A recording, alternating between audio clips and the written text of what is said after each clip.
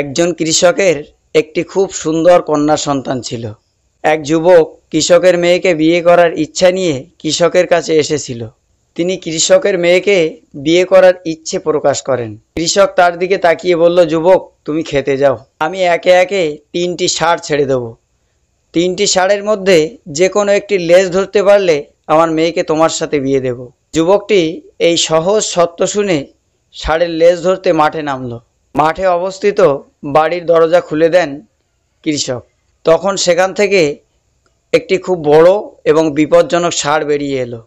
যুবকটি এমন ষাঁড় আগে কখনো দেখেনি, তাই ভয় পেয়ে দ্বিতীয় ষাঁড়ের অপেক্ষায় দাঁড়িয়ে রইল এবং সে সরে যায় যাতে ষাঁড়টি তার পাশ দিয়ে চলে যায়। দরজা আবার খুলে গেল। আশ্চর্যের বিষয় হলো এবারের ষাঁড়টি আগের ষাঁড়ের চেয়ে অনেক বড় এবং হিংস্র। যুবকটি ভাবল এর চেয়ে আগের ষাঁড়টি অনেক ভালো ছিল। তারপর সে সরে গেল, ষাঁড়টিকে যেতে দিল।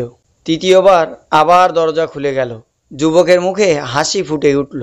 এবার বেরিয়ে এলো ছোট ষাঁড় এবং যুবকের কাছে আসতে শুরু করলো। যুবকটি তার লেজ ধরার ভঙ্গি করলো যাতে এবার সঠিক সময়ে তার লেজটি ধরতে পারে। কিন্তু এ কি, ষাঁড়টির তো কোনো লেজই ছিল না। এই গল্প শুনে আমরা বুঝতে পারি প্রতিটি মানুষের জীবনে সুযোগে পরিপূর্ণ, কিছু সহজ আর কিছু কঠিন, কিন্তু একবার সুযোগ মিস করলেই আর ফিরে পাবে না। তাই সর্বদা প্রথম সুযোগটি গ্রহণ করার চেষ্টা করো। প্রসঙ্গ না জেনে কথা বলা উচিত নয়। একটি 18 বছর বয়সী ছেলে ট্রেনের জানলার ধারে বসে চিৎকার করে বলল, বাবা পেছনে চলে যাওয়া গাছের দিকে তাকাও। বাবা ছেলের দিকে তাকিয়ে একটা ছোট্ট হাসি দিল। পাশে বসে থাকা এক ব্যক্তি তার এই শিশুসুলভ কথাবার্তা শুনছিল। ছেলেটি আবার চিৎকার করে বলল, বাবা দেখো মেঘ আমাদের সাথে সাথে হাঁটছে। এবারও বাবা কিছু বললেন না, একটা ছোট্ট হাসি দিলেন। পাশে বসা লোকটি সহ্য করতে না পেরে ছেলেটির বাবাকে বলল, আপনার ছেলেকে ভালো ডাক্তারের কাছে নিয়ে যান না কেন? লোকটি হেসে বলল, হ্যাঁ আমি ডাক্তার দেখিয়েছি এবং আমরা হাসপাতাল থেকেই ফিরছি।